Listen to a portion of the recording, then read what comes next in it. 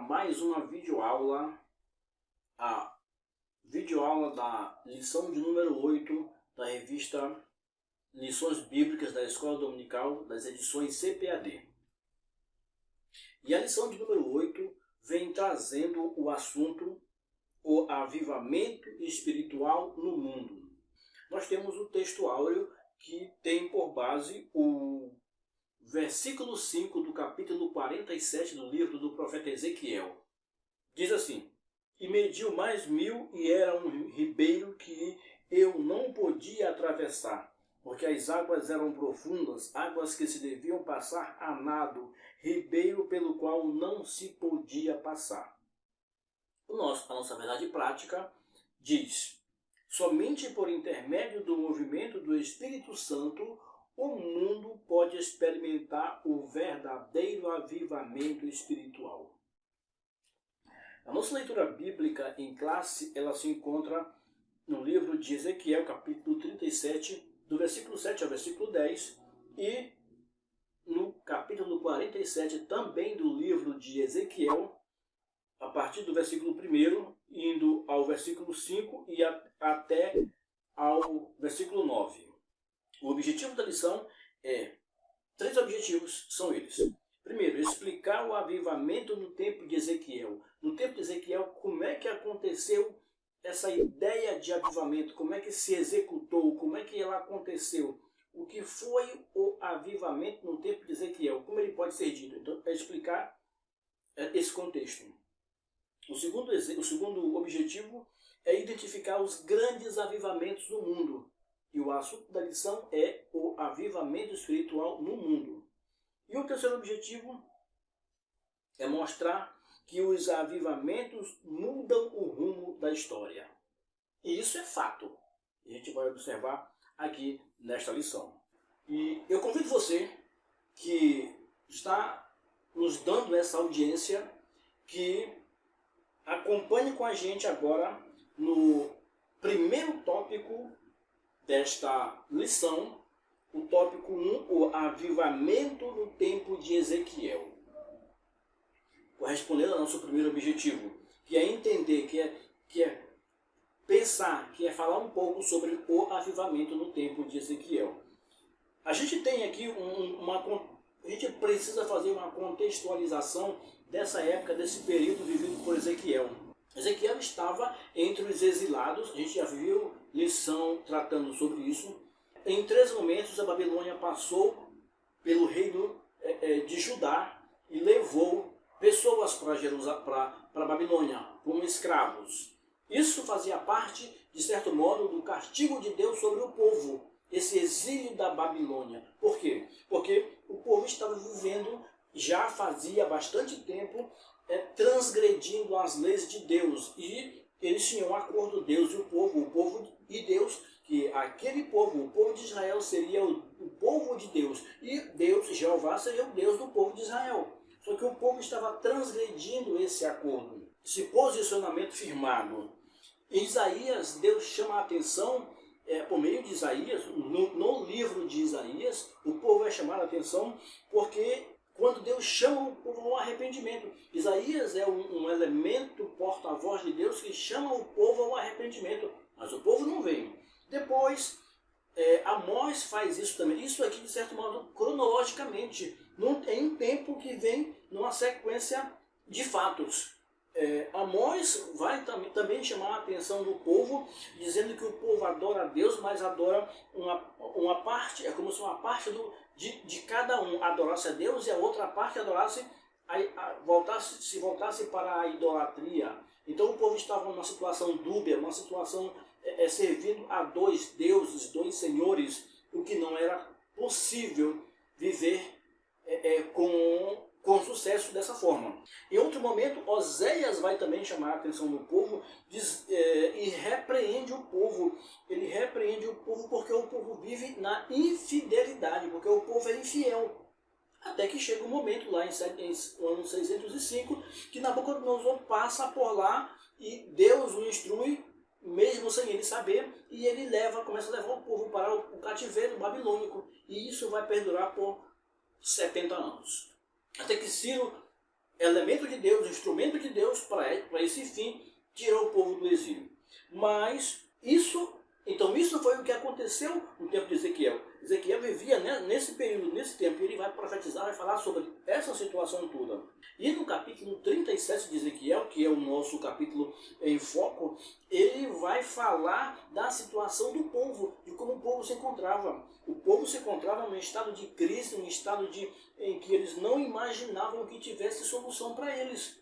Não imaginavam que tivesse outro jeito, que tivesse saída para eles. Eles achavam que era o fim. Eles já tinham, de certo modo, muitos deles tinham desistido, não mais voltariam para Jerusalém, e muitos não voltaram mesmo, porque foram 70 anos de cativeiro.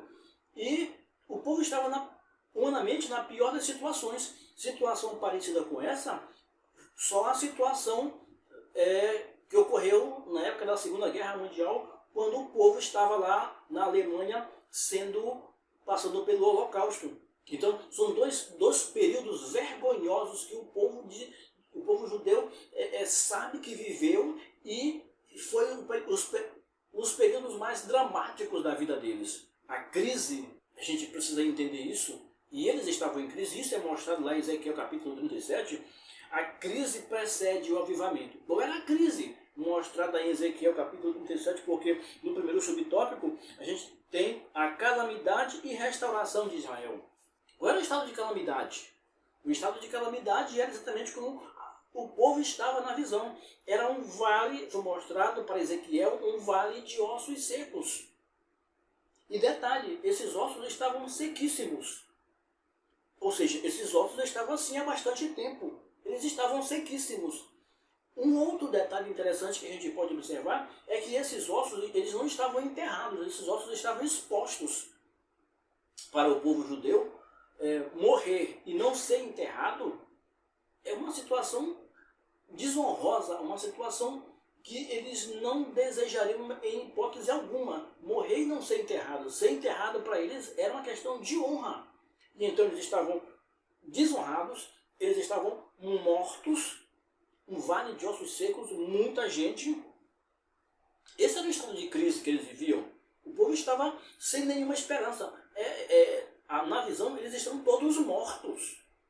Na visão, o povo de Israel está morto. Ou seja, eles precisavam, e Deus trabalhava isso para eles, eles precisavam de uma restauração. Eles precisavam voltar à vida. Eles precisavam ressuscitar, voltar a existir. Eles não existiam como povo, eles eram escravos. A gente pode observar que quando eu digo que a crise precede o avivamento está em um momento, mas antes dele tem um estado de crise. Nós já falamos também aqui, nesta lição, que o avivamento é pedido por alguém quando esse alguém percebe a crise, percebe a dificuldade, percebe um momento ruim, percebe que precisa de mudança. Ninguém pede avivamento sem entender que precisa de mudança, porque avivamento é mudança, avivamento é transformação, é modificação de contexto de vida, é modificação de comportamento, é mudança de vida, é sair daquela situação ruim de crise para uma situação, e aqui eu me refiro à questão espiritual, sair daquela situação de crise espiritual para uma situação de fervor espiritual. Nosso segundo subtópico que trata sobre um vale de ossos secos. Aqui está falando claramente sobre a visão de Ezequiel, o vale de ossos secos. E a gente pode mais uma vez observar crise. Crise espiritual. Mas quando você está vivendo uma situação dessa, de necessidade de avivamento, ou seja, de crise espiritual, é possível também perceber que essa crise não é só espiritual, ela vai se expandindo para outros lados, porque quando o espiritual é afetado, outros meios também são afetados, outros pontos também são afetados, e a crise não é só espiritual, a crise passa a ser moral. Se há uma crise espiritual é porque é possível observar uma crise moral na sociedade, uma crise econômica pode estar por ali também, uma crise política também pode estar por ali, rondando ou escancarada. Tudo isso é possível observar. A crise que pede um avivamento pode trazer tudo isso a reboque, junto de si. Então Então a crise acaba não sendo só uma crise espiritual, ou seja, não afeta só dentro da igreja, pode não afetar só dentro da igreja como se costuma pensar, mas pode afetar o bairro todo, pode afetar a cidade toda, pode afetar o país inteiro. Então a crise espiritual, ela pode se expandir e quanto mais ela se expande, mais difícil fica a situação. Assim estava o povo de Israel. Toda a nação estava ali num vale de ossos secos. Representava o quê? Todo o povo de Israel. A nação de Israel estava na situação das piores e que Deus precisava restaurar. O avivamento, nós fizemos aqui algumas anotações. A gente sempre faz essas anotações durante o estudo da lição para ficar melhor a explicação, melhor o entendimento. E eu anotei aqui que o avivamento só acontece por meio da palavra. E interessante que a gente observa isso aqui no próprio capítulo 37 de Ezequiel, quando Deus diz para Ezequiel, esses ossos podem reviver? Ezequiel diz, Senhor, tu sabes. E Deus diz, fala para esses ossos. E quando Ezequiel fala para os ossos começam a se movimentar, as coisas começam a mudar. E no final os ossos tomam forma e são revestidos e se formando em um grande exército. O povo de Israel estava ali. Ou seja, essa era a visão, era o que Deus mostrava do que iria acontecer com o povo de Israel. Eles seriam restaurados. Não naquele momento, mas seriam restaurados.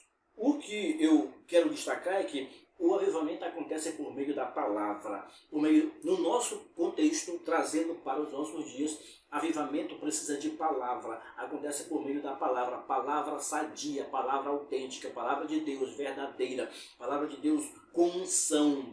Não simplesmente palavras, ou palavras e palavras e palavras, mas palavra no estilo de palavra de Pedro, depois que foi revestido de poder, de Estevão, uma palavra ungida, uma palavra que tinha graça, que tinha poder, que trazia o povo, que atraía, que, digamos assim, arrastava o povo positivamente para o caminho correto. O avivamento vem por meio da palavra. Aquele povo foi restaurado por meio da palavra. O povo de Deus hoje precisa de palavra autêntica, palavra verdadeira, Bíblia na sua, vamos dizer, Bíblia pura e simples. A palavra autêntica, verdadeira, sem voltas, sem promessas, sem tantas situações que aparecem por aí, que desfocam, que manipulam pejorativamente, manipulam de forma negativa, tornam o evangelho uma mercadoria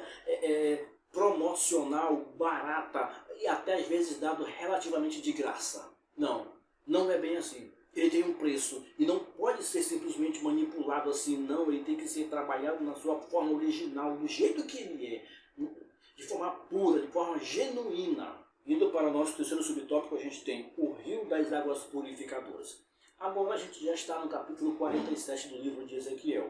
No capítulo 47, que vai tratar das águas purificadoras, a gente vai observar que a visão agora aqui toma outra direção. Ezequiel agora é conduzido por alguém a andar em um rio, a entrar em um rio, ele é chamado a entrar em um rio, a viver uma experiência interessante, nova, que ele não tinha vivido ainda. Isso é fundamental para a vida de Ezequiel, para ele entender o que se passava com o povo, entender o que iria acontecer com o povo bem depois. Embora não fosse no tempo dele, mas isso iria acontecer e ele deixa a profecia dizendo sobre a restauração do povo de Israel. A mudança pode não ser no meu tempo. A mudança, o avivamento, pode não ser no meu tempo. A restauração pode não ser no meu tempo. Mas é no tempo que Deus quer fazer. Porque nós já falamos nessa lição também que nós não fazemos avivamento. Não, nós não fazemos avivamento. Deus faz avivamento.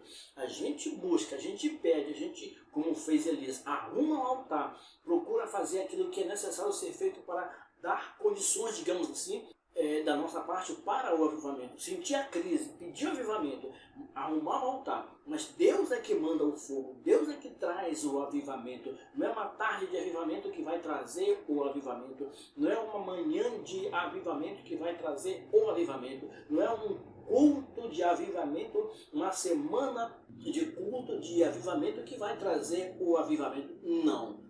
É Deus quem diz quando Ele vai mandar o avivamento. Nós pedimos, nós arrumamos, mas Deus é quem manda. Outra anotação interessante que fizemos aqui é que quando consideramos o caso de Ezequiel, ele foi chamado por Deus, orientado por Deus, a morar junto do povo que estava às margens do rio Quebar, junto dos escravos que estavam lá, junto dos cativos que estavam ali. A gente observa isso lá no livro de Ezequiel, logo no começo do livro. E ele sempre esteve vivendo na beira daquele rio.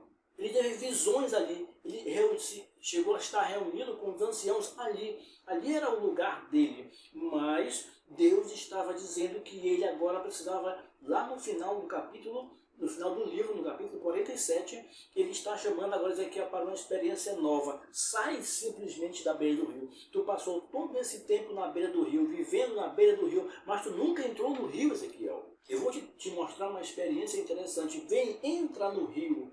Vem experimentar uma experiência interessante. Vem viver uma experiência interessante. É importante observar que nós até vivemos por muitos anos na beira do rio, dentro da igreja, nas reuniões da igreja, nas reuniões de oração, de pregação, de estudo da palavra. Mas nós só vivemos na beira do rio. Nós nunca nos dispomos a ter uma experiência a entrar no rio. Você entende? Eu sei que você entende. Você, professor da escola dominical, já se predispôs a entrar no rio? Você tem sido professor da escola dominical por todo esse tempo, e aí eu me enquadro nisso também. Você tem sido professor da escola dominical por todo esse tempo, por 5, por 10, 20, 30, 40 anos, conhecendo a palavra, ensinando a palavra, mostrando a palavra, dizendo como é que a palavra precisa ser vivida, mas você já se dispôs a entrar nesse rio de vivência com Deus, de experiência com Deus? O Senhor chama Ezequiel a viver, a sair simplesmente da beira do rio, que ele vivia, onde ele vivia, para quê? Para uma experiência, para entrar no rio. Mas o rio é desconhecido, eu não conheço o rio, eu não sei o que, que tem aí, o que me espera, eu não sei se isso vai ser satisfatório para mim, se eu vou me decepcionar, eu tenho medo do desconhecido. As pessoas todas têm medo do desconhecido. Isso é comum para as pessoas. Mas quem foi que chamou para entrar no rio? O próprio Deus. Chama para viver a experiência. Ele mede uma parte, mede 1000 côvados, cerca de 500 metros, 450 a 500 metros, e chama Ezequiel para viver aquela experiência. Entra no rio. E ele entra no rio e nesses primeiros 500 metros, as águas dão sol, cobrem os seus pés. A pessoa que está com ele mede mais 1000 côvados, ou seja, por volta de 500 metros, e chama para entrar mais na água. A água vai subindo, vai pelos joelhos. E à medida que ele vai entrando na água, vai sendo medido mais 1000, mais 1000, mais 1000. Chega um ponto que a experiência que Ezequiel tem que nadar. Porque não dá mais para pisar no chão. Ele não está mais no controle de nada. Enquanto ele está com o pé no chão, ele está no controle. Mas a partir do momento em que ele tem que nadar, ele não está mais no controle. Ele já tem que deixar a situação ocorrer e se deixar ao sabor da água, só ir controlando dentro do que ele pode ali, mas ele não está mais com os pés no chão, ele não está mais dominando nada, no controle de nada. Quem está no controle? Deus. Quem está no controle? O Espírito Santo. Então as coisas já mudaram, porque ele se permitiu viver a experiência de entrar no rio, de não apenas dizer que as pessoas deviam entrar, não apenas falar o que Deus tinha para as pessoas, mas agora ele vai entrar no rio. Agora você, professor da escola dominical, precisa entrar no rio para viver a experiência que você fala para os outros. Eu preciso entrar no rio para viver a experiência que falo para os outros. Nós precisamos entrar no rio e viver as experiências que nós dizemos para os outros. Continuando, lá no segundo tópico, a gente tem os grandes avivamentos no mundo. E aí a gente vai tratar de alguns eventos que ocorreram pelo mundo, foram tantos, mas a gente vai falar de alguns, uns 3 ou 4, que ocorreram no mundo e que foram importantes para definir alguns pontos, seja politicamente, seja socialmente e principalmente espiritualmente, porque os avivamentos mexem com a estrutura social, sim, podem mexer sim com a estrutura política, a estrutura econômica e mexem fundamentalmente com a estrutura espiritual, a base. Dali a sociedade e vai se espalhando pela sociedade como um todo. A Europa foi um ponto muito forte de avivamento, mas não foi só na Europa. Não foi só na Europa. Então, os grandes avivamentos no mundo. Na Europa a gente tem vários lugares onde esse avivamento, onde o avivamento aconteceu e aconteceu de forma importantíssima, influenciando muito a sociedade onde ele se desenvolveu, onde ele aparecia. E a gente tem primeira situação na Alemanha. E aqui eu considero um dos casos mais extraordinários. É claro que avivamento é sempre avivamento, mas o avivamento na Alemanha, na questão aqui, falando dos moravianos, dos morávios, século XVIII, por volta de 1720, 1722, consequência de uma guerra, a Guerra dos 30 anos, então houve uma perseguição que era uma guerra que envolvia católicos e protestantes, e alguns grupos estavam sendo perseguidos em alguns locais, em algumas cidades, e esses grupos procuravam lugares para viver, porque não estava dando para eles continuarem no mesmo lugar. E esses morávios, eles eram de certo modo, digamos assim, descendentes de uma linha, eram de uma linha russita, uma referência a Hus, que era um pré-reformador, que veio antes de Lutero, e cerca de 100 anos antes de Lutero, e essas pessoas ouviram o evangelho pregado por ele, e agora, no atual momento, estavam sendo perseguidos. Isso lá pelas bandas da Alemanha. E eles, nessa sua fuga, eles chegam em um lugar, esse lugar onde eles estão, onde eles são aceitos, tá, pelo conde de Zinzendorf. Ele era um homem muito, vamos dizer, era um nome culto, porque ele era da área jurídica também, e eu vou chamar de homem piedoso. Ele aceita essas pessoas ali, eles têm a sua parte, recebem ali uma área de terra para trabalhar, eles não são mais perseguidos, é uma espécie de lugar de refúgio para eles, e eles continuam ali na sua situação de adoração a Deus, nos seus cultos, só que eles tinham alguns problemas, porque não era só um grupo único, eram vários grupos, e tinham pensamentos um pouco diferentes acerca de interpretações bíblicas, e uns achavam que os outros estavam errados, os outros achavam que uns estavam errados e ficavam nessa situação. Mas o que importa é que em um momento, em reunião de oração, eles tiveram uma experiência extraordinária com Deus, de poder de Deus, de avivamento. A coisa foi tão extraordinária que eles foram mexidos e pontos importantes foram destacados. A sede pelas almas, pelo mundo. Eu gosto muito da questão desse fato dentro do avivamento com os morávios lá na Alemanha, que eles tinham tanta necessidade de levar o evangelho para outras pessoas que muitos deles resolveram se vender como escravos simplesmente para pregar o evangelho. Eu vou abrir mão de tudo, do meu mundo, da minha vida, de tudo, do que eu chamo de liberdade. E aí esse contexto de liberdade, essa definição de liberdade, ela é importante de ser entendida. E Paulo fala disso lá em Romanos capítulo 6, e o versículo 18, um pouco antes e também um pouco depois, ele fala sobre essa liberdade, entender o que é a liberdade, ser escravo de Deus, não ser escravo de Deus, ser escravo do mundo, não ser mais escravo do mundo, e liberdade, conceito de liberdade, eles tiveram esse entendimento de forma extraordinária que eles pesaram. Você está aqui, eu sou livre estando aqui, mas tem tanta gente que precisa de atenção, que precisa do evangelho, de vida transformada, precisa ser alcançado pelo evangelho. Eles estão numa situação que eu não posso chegar lá de outra forma. Eu tenho que me tornar um deles.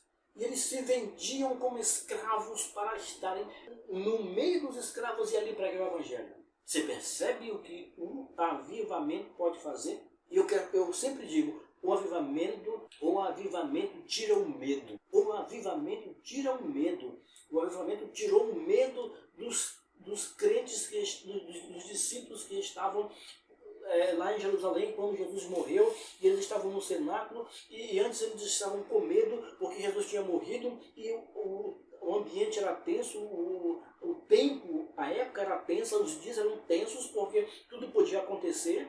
Eles estavam de certo modo escondidos com medo, mas mas estavam no cenáculo, e quando veio o revestimento de poder sobre eles, eles ficaram, o medo foi embora, o revestimento de poder, o avivamento tira o medo, e eles estavam agora dispostos. Pedro vai pregar, e prega para cerca de 13 mil pessoas que aceitam a Cristo, e eles não tinham medo, eles estavam envolvidos, eram tochas vivas nas mãos de Deus, que estavam anunciando o Evangelho, e tantos outros nomes que foram importantes no avivamento. Então, o avivamento tira o medo, ele nos coloca para frente, mas é preciso ser buscado. Outra situação de avivamento foi lá na Inglaterra, também a Europa, um pouco perto da Alemanha, e foi também no século XVIII, por volta de 1740, um homem chamado John Wesley, e tinha um irmão chamado Charles Wesley. De acordo com a biografia desses homens, John Wesley foi,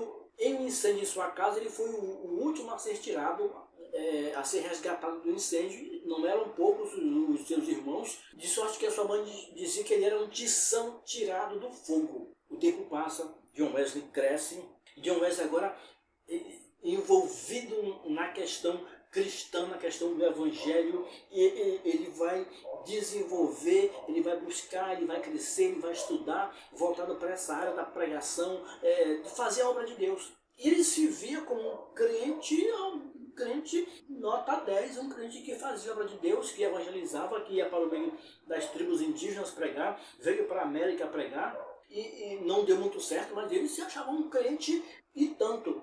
Até que ele teve uma experiência interessante de perceber, que levou ele a perceber que ele era, o que realmente ele era, o que lhe faltava, o que ele tinha, o que ele não tinha também. Em uma viagem, nesse trânsito, Inglaterra-América, ele está em um navio, e nesse navio tem um grupo de morávios que estavam ali, também nessa viagem, obviamente, e uma tempestade domina aquele mar, e a coisa estava ficando difícil, e ele estava com medo. Ele começou a ficar com medo, mas ele percebeu que um grupo de morávios, crentes também, assim como ele, eles não estavam com medo. Morávios são os mesmos lá do avivamento que ocorreu lá por volta de 1722, na Alemanha. Eles não estavam com medo, eles estavam cantando, eles estavam com paz no meio da tempestade, eles estavam tranquilos na adversidade, eles tinham segurança em Deus, eles estavam nas mãos de Deus,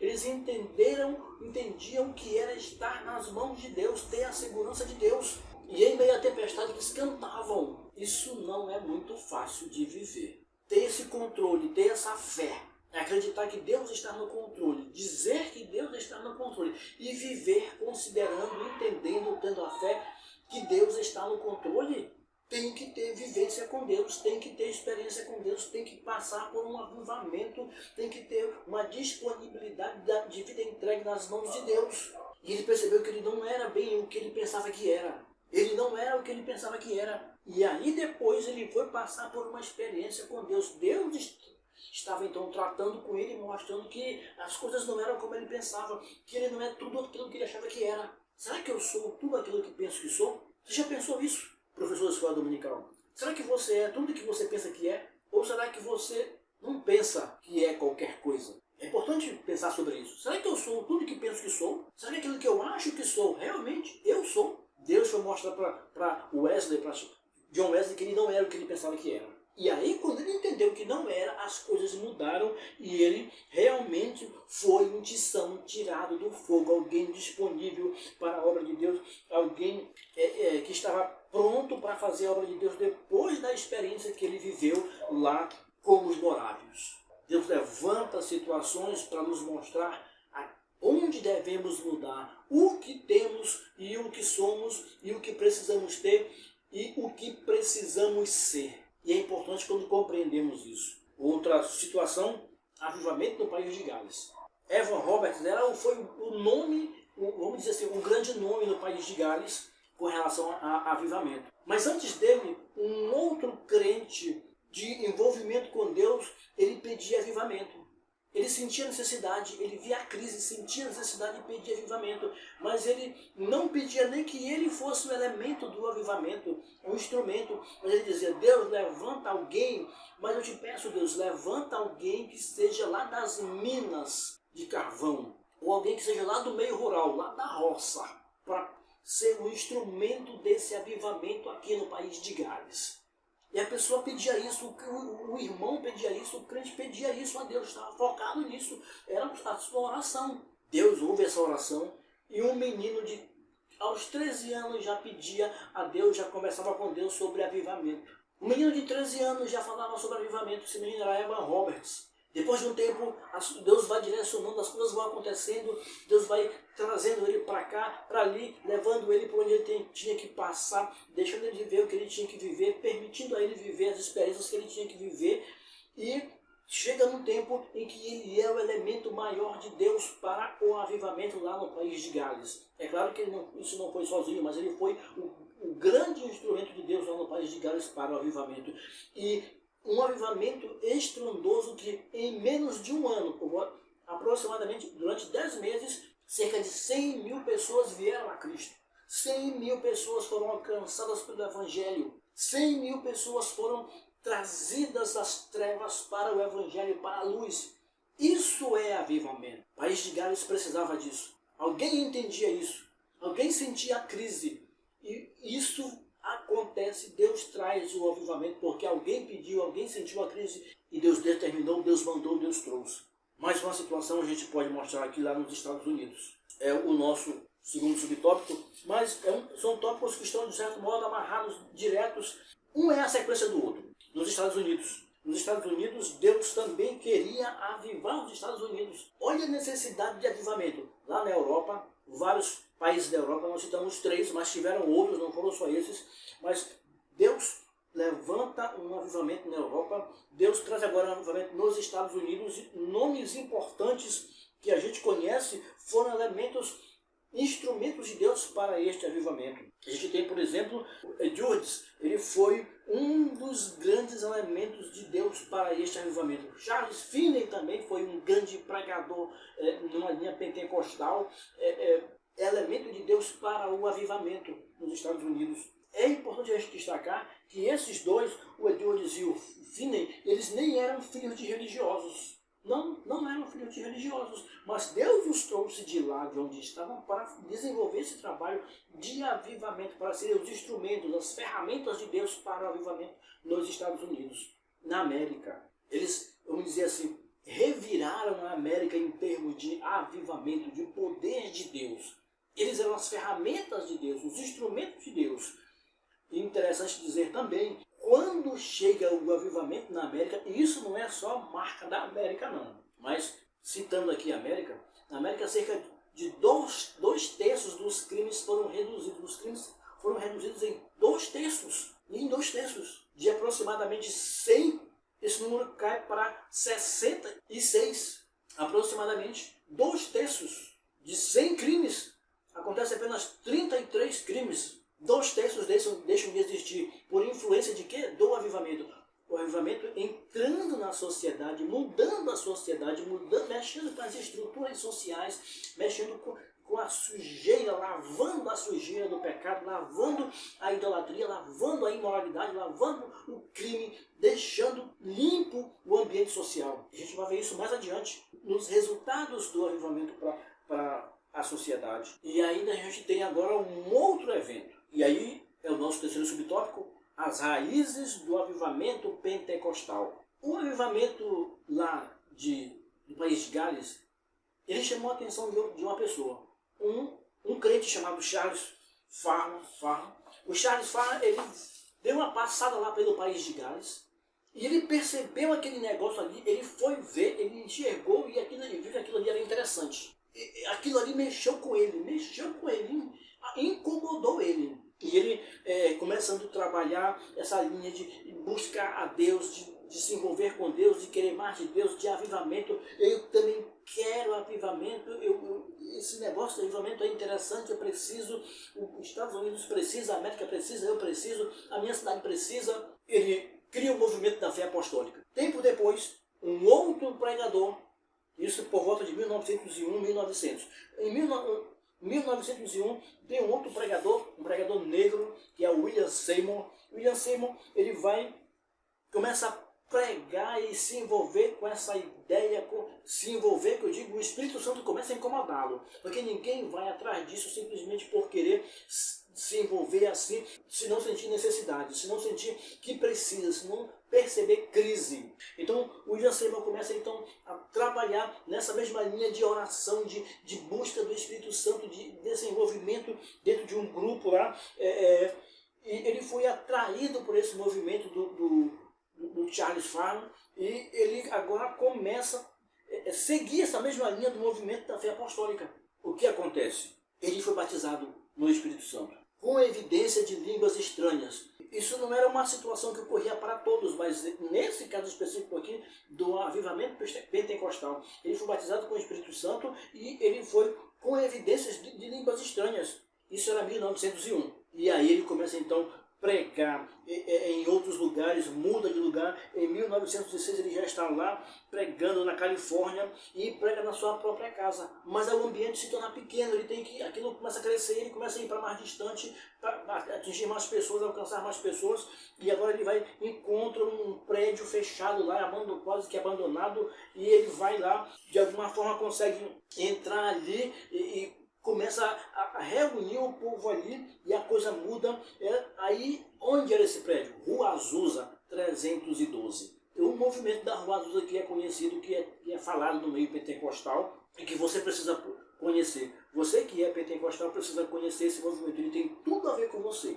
Faz parte da sua história, faz parte da história do movimento pentecostal, faz parte da história da sua igreja. E se você não for pentecostal, também é importante conhecer. Assim como aqueles que são pentecostais precisam conhecer, você, professor da escola dominical, precisa conhecer outros movimentos também de linha reformada. Sim, precisa conhecer, precisa ter conhecimento desses assuntos todos. Mas, fundamentalmente, você precisa conhecer sobre o movimento da Rua Azusa, do movimento pentecostal, do início do movimento pentecostal lá no século XX. O evangelho chega ao Brasil por meio de pregadores suecos, de 2 suecos que passam por lá, vindo da Europa, vindo da Suécia, eles passam lá nos Estados Unidos, acabam chegando lá nesse movimento da fé apostólica e vêm para o Brasil. Isso é a sua história, você que é pentecostal. Isso faz parte da sua história. É bom você conhecer, é bom você ler, mas você saber como se deu. Porque tem muita gente que é pentecostal e que não conhece a sua história. Eu quero destacar um ponto que acabei deixando de falar, mas lembrei agora. Esses pregadores, boa parte deles pregava na rua. Por quê? Wesley pregava na rua.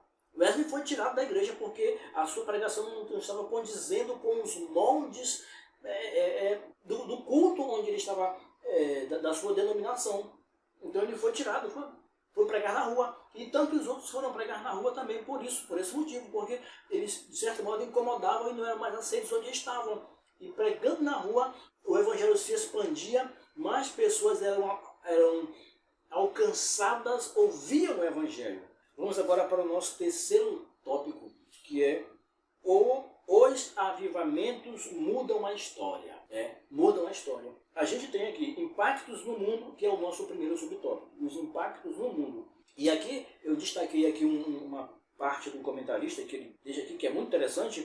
Ele diz que é consenso entre os estudiosos a informação de que os maiores avivamentos do mundo trouxeram impactos profundos para a sociedade, na política, na economia, na cultura. E, é claro, o impacto espiritual. A gente tem aqui uma situação que precisa ser citada.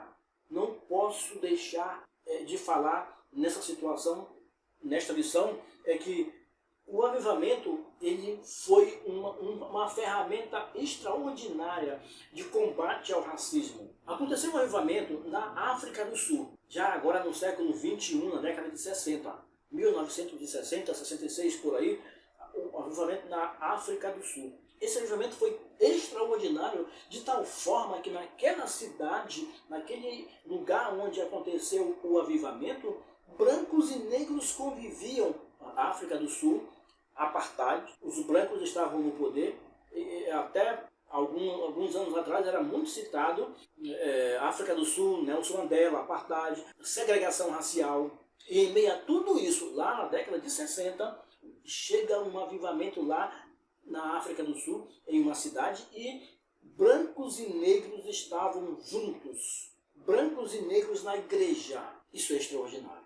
Isso é avivamento. Isso é ver todo mundo da mesma forma. Todo mundo filho de Deus, todo mundo crente, todo mundo é irmão, salvos pelo mesmo, alcançados pelo mesmo evangelho, salvos pelo mesmo sacrifício de Cristo, o sacrifício que foi pelo branco, foi pelo preto, foi pelo amarelo, o sangue derramado lá na cruz foi por todos, pelo branco, preto, amarelo, pobre e rico, independente de qualquer situação, de etnia, de posição geográfica, de contexto histórico, independente de qualquer situação.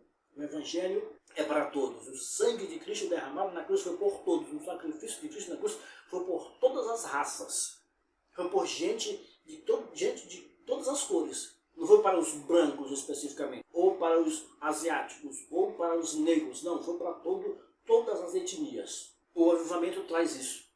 Essa união, esse estar junto, esse combate à discriminação, ao racismo. Quem é avivado, quem tem a experiência do avivamento, não está preocupado se esse é branco, se esse é preto, se esse é pobre, se esse é rico. Não, ele quer que todos estejam com Cristo. Ele quer que todos venham a Cristo, que o evangelho chegue a todos. Avivamento é isso. Como o povo foi avivado, passou pelo avivamento lá no cenáculo, lá em Jerusalém, ficar em Jerusalém até que do alto sejassem vestidos de poder. Quando eles estavam lá, que eles saíram pregando para todos os lados. Eles queriam alcançar o mundo todo, e todo mundo. Então não tem esse negócio de evangelho para cá, para um de um jeito, para outro de outro jeito. Não, o evangelho é para todos. Combate ao racismo e a discriminação. A gente tem o evangelho lá nos Estados Unidos. Estados Unidos, todo mundo sabe da situação de segregação racial, que ocorreu por muito tempo e ainda tem uma certa influência. Mas o evangelho está lá. O evangelho chegou lá. William Seymour era um pregador. E pregava o evangelho que ia para todo mundo, atraindo brancos e negros. Não pregava o evangelho para brancos especificamente, ou para negros especificamente. As pessoas podiam até fazer suas diversificações, as suas segregações, separações, mas o evangelho era para todos, e é para todos. Então isso é importante destacar, os impactos do evangelho no mundo, os impactos do avivamento no mundo. Quando o avivamento chega, ele vem para todo mundo. É uma maré, é uma enchente que vai pegando todo mundo que estiver na frente. Não escolhe. Ele muda a sociedade, ele muda a economia, ele mexe com a economia, ele mexe com a política, ele mexe com a cultura. Ele produz gente irrepreensível, gente de respeito. Ele produz uma sociedade de respeito, irrepreensível, correta, uma sociedade em que o certo é o certo e o errado é o errado. O avivamento produz uma sociedade que não tem esse negócio de o que parece certo pode ser errado, mas o que é errado pode parecer certo, dependendo das circunstâncias. Tudo é relativo. Não, o avivamento não produz isso. Muito pelo contrário, ele vem contra isso. Ele vem para levar isso na enchente. E o evangelho vem de Deus, é de Deus, faz parte do rio de Deus, que vem trazendo vida, vem trazendo restauração, modificação, transformação. O nosso segundo subtópico, do terceiro tópico, traz a geração depois dos avivamentos. Mas o que aconteceu depois dos avivamentos? O que aconteceu com a geração depois dos avivamentos? As coisas continuaram do mesmo jeito? Mudaram, não mudaram? Até que ponto mudou? Pois é, a necessidade de manter o avivamento, manter essa chama acesa, ela não durou tanto tempo assim, dependendo de qual tenha sido o avivamento. Uns mais, outros menos. As outras gerações que vieram não tiveram esse interesse, essa preocupação. Elas sucumbiram diante das situações mundanas, das ofertas, das propostas, dos contra-ataques do inimigo e acabaram esquecendo, deixando de lado, se voltando para outras coisas, para outros interesses. A gente observa esses interesses com o povo de Israel. Então, aplicável totalmente na sociedade de hoje. nos crentes de hoje também. As pessoas são levadas por outros interesses materiais deste mundo aqui, de estar aqui, interesses que levam as pessoas a desfocarem de Deus, a sair da direção, a perder o foco, a agir de forma que outras coisas são mais interessantes que o plano de Deus, que a vontade de Deus, que o querer de Deus, que o levar à cruz, que o ser crente autêntico, verdadeiro. Essas situações são tão sorrateiras que às vezes nós pensamos que estamos dentro daquilo que é correto, mas as situações são tão sorrateiras, tão imperceptíveis, que é como se a água fosse tirando a areia da estrutura, corroendo aos poucos, e se a gente não estiver atento, fazendo uma vistoria, uma manutenção em nossa vida constantemente, a gente acaba percebendo quando já caiu, quando já começou a ruir, quando aparecem as rachaduras, quando a estrutura está totalmente ameaçada, quase indo ao chão. Então é importante que uma geração depois do avivamento, ela tenha essa preocupação em manter isso, mas sempre tem os riscos de uma geração mais adiante não manter. É importante a gente ter essa necessidade, sentir a necessidade de brigar por isso, lutar por isso fazer parte da nossa vida, isso fazer parte da minha vida, da sua vida como professor da escola dominical. Para ter isso em sua classe, para ter uma classe avivada, uma classe envolvida com o amor de Deus, com o Evangelho, com a busca do avivamento, do ser crente autêntico, verdadeiro, dando exemplo também, professor. E eu chamo isso para mim. Eu preciso disso tanto quanto você precisa. Quando eu falo essa lição, ela primeiro se aplica a mim. No momento de estudar, no momento de ler, eu vou percebendo que isso é para mim, isso é para mim, isso é para mim, isso é para mim. Então primeiro chega em mim, aí chega em você. Na nossa conclusão, nós temos o seguinte: Deus deseja operar nas igrejas no mundo, promover um poderoso avivamento espiritual que sacuda as estruturas eclesiásticas e denominacionais. Olha só, um avivamento que sacuda as estruturas eclesiásticas, que mexa lá dentro das igrejas, com as lideranças, com toda a estrutura.